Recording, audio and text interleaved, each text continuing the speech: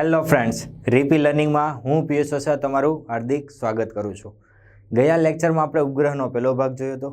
તો આ લેક્ચરમાં હવે આપણે ઉપગ્રહનો બીજા ભાગ સાથે થોડાક નવા એમસીક્યુ જોઈએ. તો આગળનો એમસીક્યુ છે કે પૃથ્વી પરથી એક રોકેટને એવી રીતે પ્રક્ષિપ્ત કરવામાં આવે કે જેથી તે ફરી પૃથ્વી પર પાછું આવતું નથી. એટલે તમને એક ખ્યાલ તો પરફેક્ટલી આવી ગયો હશે કે રોકેટને પ્રક્ષિપ્ત કરવામાં આવે છે એ નિષ્ક્રમણ ઝડપ જેટલી ઝડપથી ફેંકવામાં આવશે તો ને તો જ એ પાછું પૃથ્વી પર આવી શકતું નથી. એટલે નિષ્ક્રમણ ઝડપ એનું સૂત્ર તમને ખ્યાલ જ છે, v = √2gr. બરાબર. અથવા તમને પેલું ડાયરેક્ટ સૂત્ર યાદ હોય તો g ની કિંમત મૂકી દો, gm/r² r કટ થશે તો નિષ્ક્રમણ ઝડપ છે મારી પાસે 2gm/r. ઓકે, આ રીતનું છે. તો હવે આગળ વાત કરીએ. જો રોકેટ લોન્ચર દ્વારા આપવામાં આવતી ન્યૂનતમ ઉર્જા E હોય તો આ જ રોકેટને ચંદ્રની સપાટી પરથી પ્રક્ષિપ્ત કરવામાં આવે તો લોન્ચર દ્વારા આપવામાં આવતી ન્યૂનતમ ઉર્જા કેટલી હોવી જોઈએ? બરાબર છે ને? એકદમ સરળ છે કે ભાઈ રોકેટ છે એ રોકેટ લોન્ચર દ્વારા આપણે ન્યૂનતમ E જેટલી ઉર્જા આપીએ છીએ. હવે આ જ રોકેટ છે, આ જ લોન્ચર છે, એને લઈને આપણે હવે ચંદ્ર પર જતું રહેવાનું છે. બરાબર. તો ત્યારે જે ઉર્જા આપવામાં આવે છે એ નવી ઉર્જા છે એ જૂની ઉર્જા એટલે કે પૃથ્વી પરની ઉર્જા E એના કરતા કેટલામાં ભાગની થશે? ઓકે, આવું કંઈક છે. તો આટલાથી આપણે દાખલો સોલ્વ નહીં થાય. તો આપણે આગળ થોડુંક વાંચીએ. પૃથ્વી અને ચંદ્રની ઘનતા એક સરખી છે. હા, એક વસ્તુ સારી એવી આપી દીધી છે કે પૃથ્વી અને ચંદ્ર, પૃથ્વીનું અર્થ અને ચંદ્રનું મૂન, બરાબર, એની ઘનતા એક સરખી છે. અને પૃથ્વીનું દળ, બીજી એક શરત આપેલી છે કે પૃથ્વીનું દળ એટલે કે કેપિટલ M of Earth એ ચંદ્રના દળ કરતા 64 ગણું છે. એટલે 64 ગુણ્યા ચંદ્રનું દળ. ઓકે, એક આ શરત આપેલી છે. ઓકે, ઘનતા આપેલી છે કારણ કે મારે અહીંયા M શોધવાનું છે. ρ = દળના છેદમાં કદ. બરાબર. પણ ચંદ્રનું છે એટલે અહીંયા મૂન લખી દઉં છું. એવી રીતના દળના છેદમાં કદ. ઓકે, હવે અહીંયા આવશે કેપિટલ M મૂનનું છે એટલે કદ 4/3 પાઈ r³ પણ ત્રીજી આવશે ચંદ્રની. ઓકે, એવી જ રીતના હવે પૃથ્વીની વાત કરીએ તો capital ME mass of earth 4/3 pi r⁻³ okay, આ કટ થશે. હવે મારી પાસે ME અને MM વચ્ચેનો સંબંધ છે જ, બરાબર છે. તો ME બરાબર એટલે કે MM/rm³ = ME ની બદલે 64 mm છેદમાં r⁻³ ઓકે, હવે mm કટ થશે તો ફાઇનલી શું બચશે મારી પાસે કે 1/rm³ = 64 છેદમાં r⁻³. આ સામેની સાઈડ જશે, અહીંયા આવશે તો r⁻³ = 64 rm³. ઓકે, તો અહીંયા ઘન છે, મારે ઘન દૂર કરવો હોય આને ઘનમૂળ લાગશે તો આ ઘન છે 4નો. ચોકે ચોકે 16 ને 16 ચોક 64. ઓકે, તો rm આ રીતનું થશે. આ સાઈડથી ઘનમૂળ દૂર થઈ જશે. તો re બરાબર 4rm અથવા rm = re/4 આ રીતનું મળશે.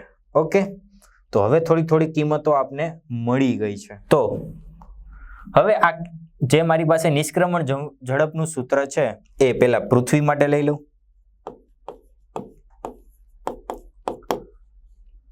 તો VE is equal two 2G ME RE આ રીતે ગણીએ તો બરાબર છે. એક આ રીતે આવી શકે અને અહીંયા આવશે ચંદ્ર માટે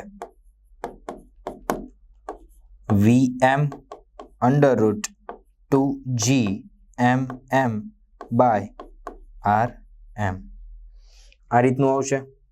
હવે જો રોકેટ લોન્ચર દ્વારા આપવામાં આવતી ન્યૂનતમ ઉર્જા E હોય બરાબર, તો હવે તમને ખ્યાલ છે કે મારે ઉર્જા આપેલી છે એટલે ટૂંકમાં આ ઉર્જા હશે ગતિ ઉર્જાના સ્વરૂપમાં બરાબર ને, કે ગતિ ઉર્જાના સ્વરૂપમાં આટલી ઉર્જા હું આપું છું તો એ રોકેટ છે એ પ્રક્ષિપ્ત થશે સપાટી પરથી અને પૃથ્વી પરથી ચાલ્યું જશે, એટલે કે પૃથ્વી પર પરત આવશે નહીં.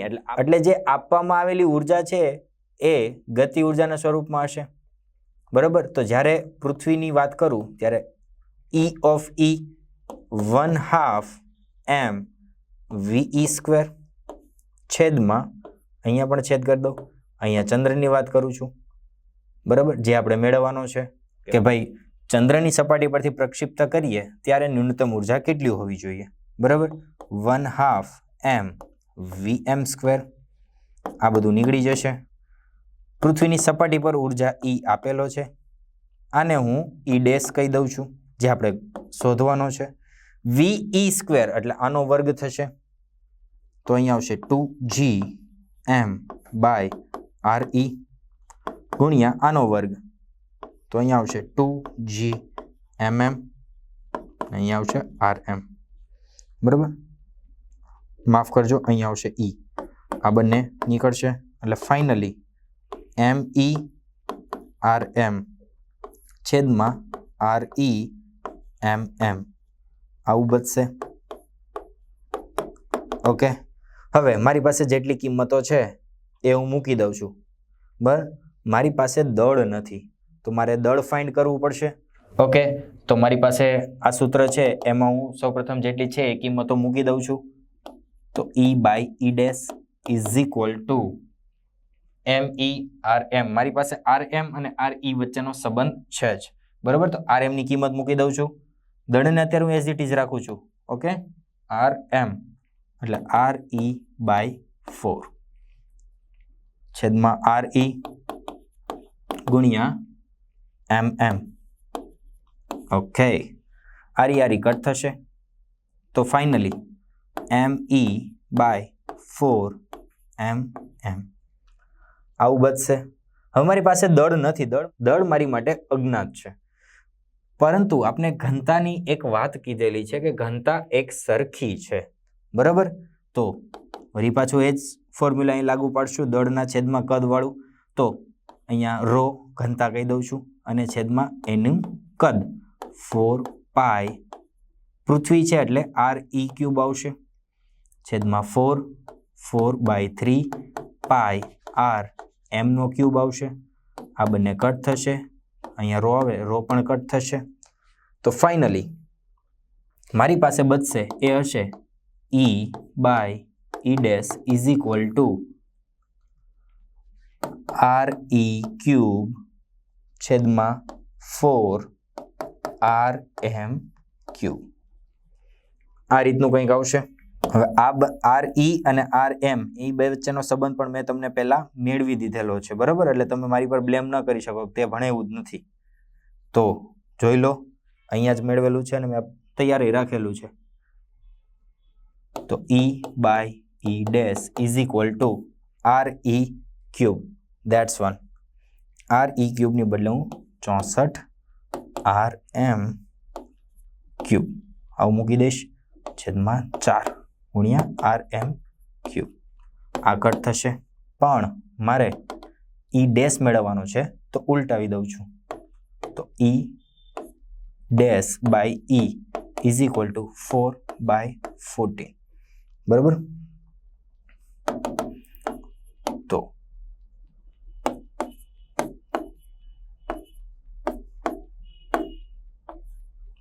તો E' is equal two E/16. Finally આવો કંઈક જવાબ મળે. હે માતા રાની, આ હોય એવું જોજે. યસ છે. ઓકે, તો ફાઇનલી આ રીતે આપણે દાખલાની શરૂઆત કરેલી. તો એમાં કીધેલું કે જ્યારે પ્રક્ષિપ્ત કરવામાં આવે છે પૃથ્વીની સપાટી પરથી કોઈ રોકેટને, એટલે તમને ખ્યાલ આવવો જોઈએ. અને એક વસ્તુ એને કીધેલી હતી કે ફરીથી પૃથ્વી પર પાછું આવતું નથી, એટલે તમને તરત જ બ્લિંક થઈ જવું જોઈએ કે ભાઈ પાછું નથી આવતું એટલે નિષ્ક્રમણ વેગથી ફેંકેલું હશે. બરાબર, એટલે તમને નિષ્ક્રમણ વેગનું સૂત્ર આવડી છે, ડાયરેક્ટ મૂકી દો. પણ એમાં દળય નથી, ત્રિજ્યાય નથી. પણ છેલ્લે જો વાંચો એવું કીધેલું છે કે ઘનતા સરખી છે. હવે ઘનતા મળી ગઈ એટલે તમારી પાસે 50% કામ ઈઝી થઈ ગયું.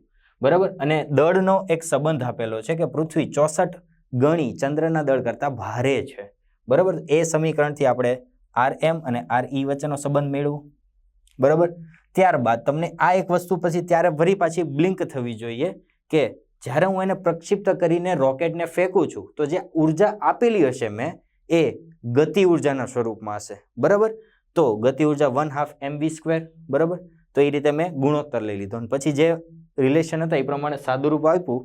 તો E' ઇઝ ઇક્વલ એટલે કે ચંદ્રની સપાટી પર જે ન્યૂનતમ ઉર્જા છે એ પૃથ્વીની સપાટી પર ન્યૂનતમ ઉર્જા કરતા 64માં ભાગની હશે, જે આપણો ઓપ્શન સી છે. બરાબર, તો એકદમ સરળ એક્ઝામ્પલ હતો. તમારે એક વખત ફરજિયાત પ્રેક્ટિસ કરવાનો છે, તમને સમજાઈ જશે.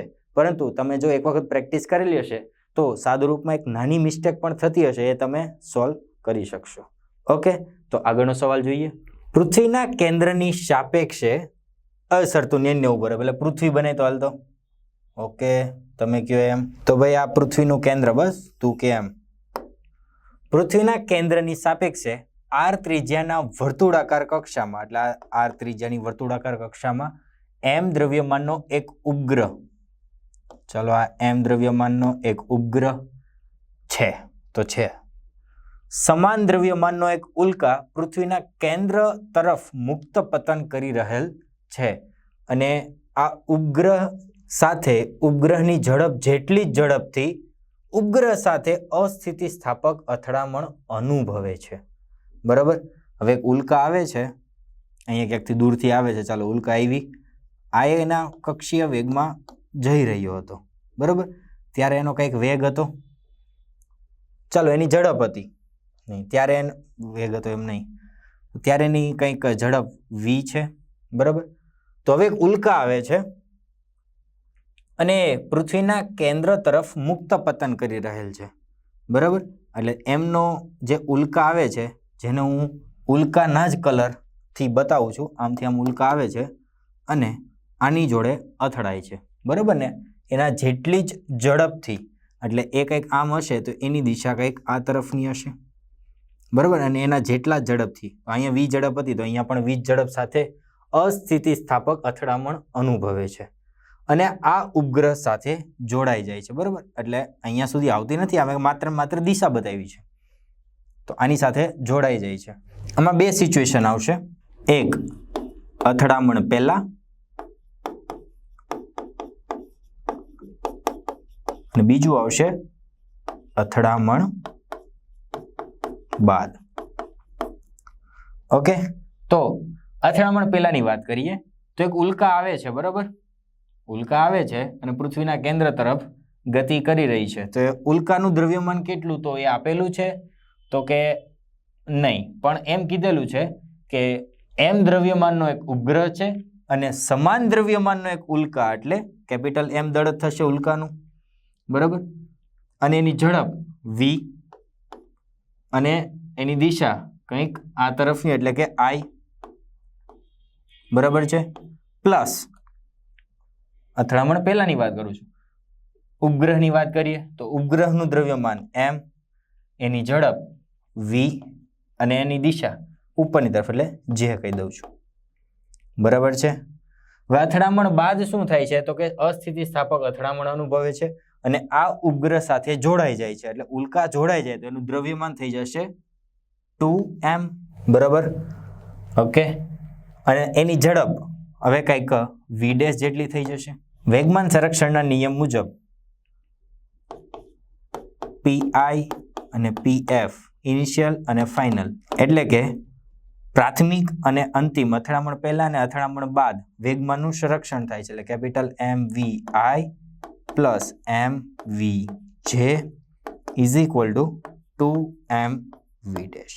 ઓકે, એમ કટ થશે અને આ 2 નીચે જશે તો V dash is equal to V by 2i plus V by 2j cap. આ માફ કરજો, આ સદિશ આવશે.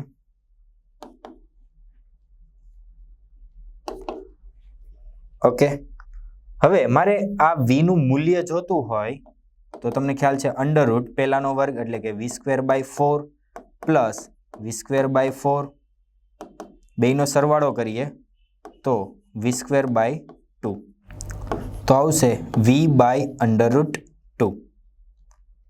અહીંયા વી ડેશ આવશે એટલે આવશે વી ડેશનું મૂલ્ય આવશે જે સંયુક્ત પદાર્થ થઈ જાય છે ત્યારબાદ એનો વેગની વાત કરીએ છીએ તે આવશે વી બાય અંડર રૂટ 2.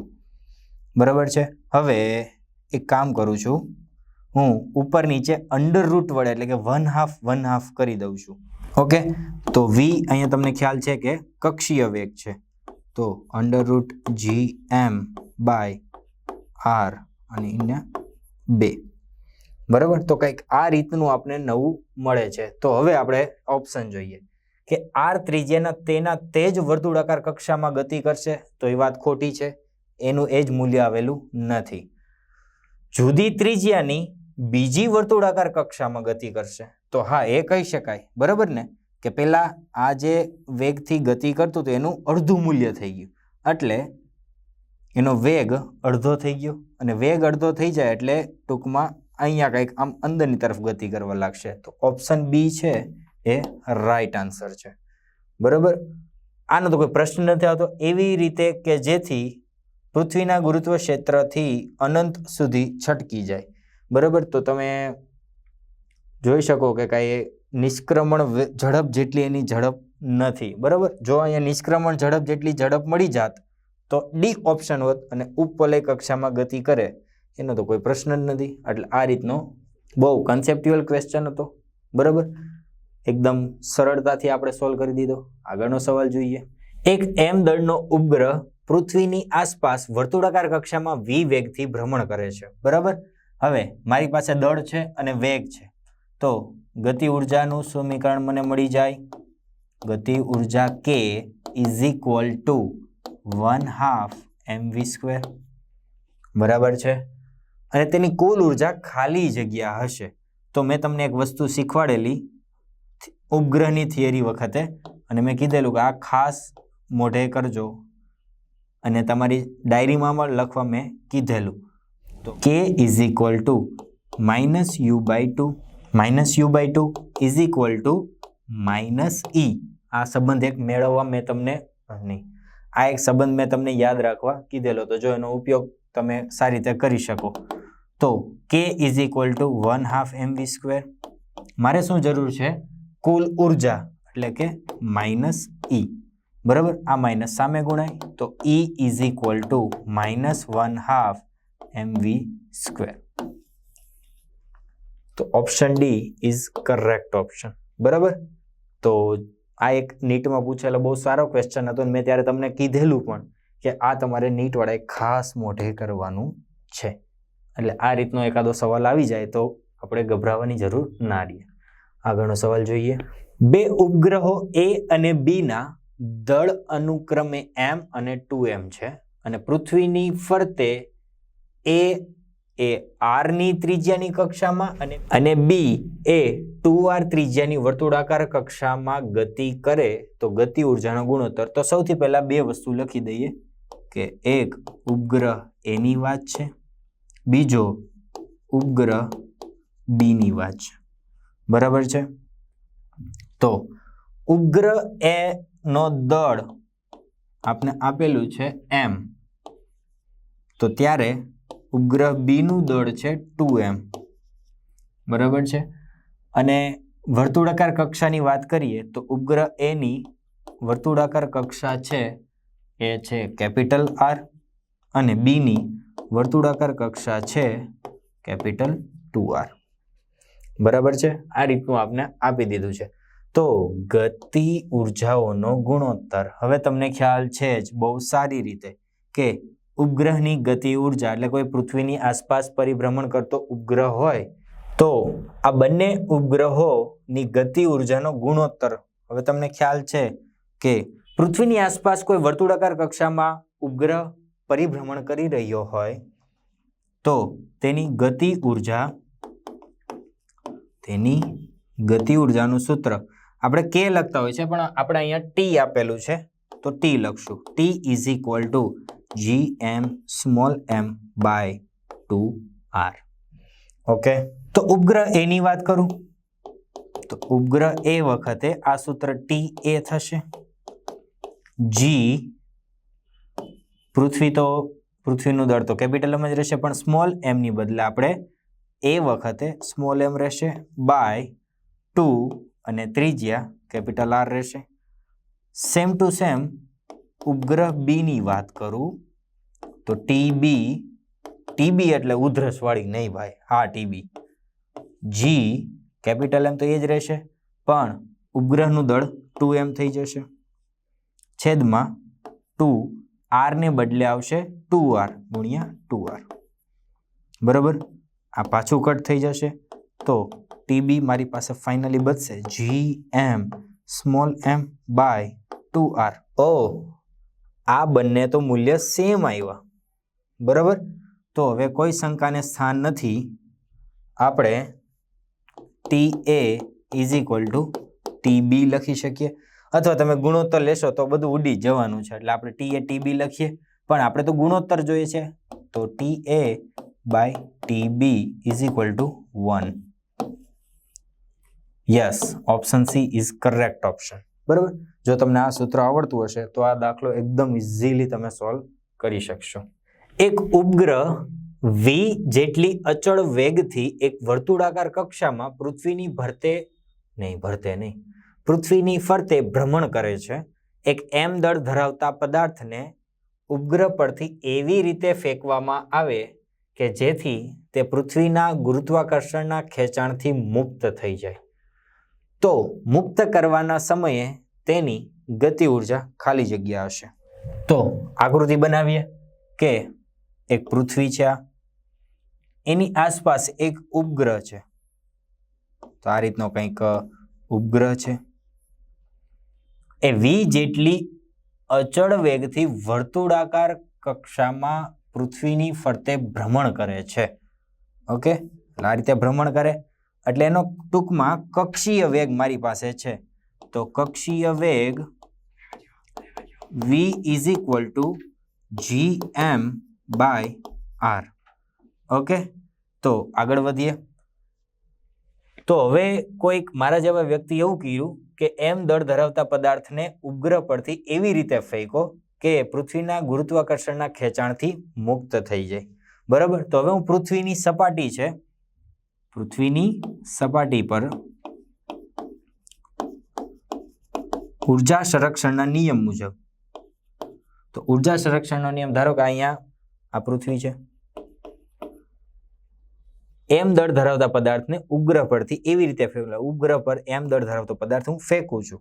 તો જ્યારે ઉપગ્રહ પર એ m દળ ધરાવતો પદાર્થ એની સપાટી પર હશે ત્યારે એની સ્થિતિ ઉર્જા -g capital M small m by અંતર આવશે કેન્દ્રથી, તો એને હું સ્મોલ r કહી દઉં છું, પ્લસ એ ગતિ ઉર્જા ધરાવતો, કારણ કે એ તો આપણે મેળવવાનું છે, ગતિ ઉર્જા મેળવવાની છે, તો એને હું ચાલો ke નામ આપી દઉં છું.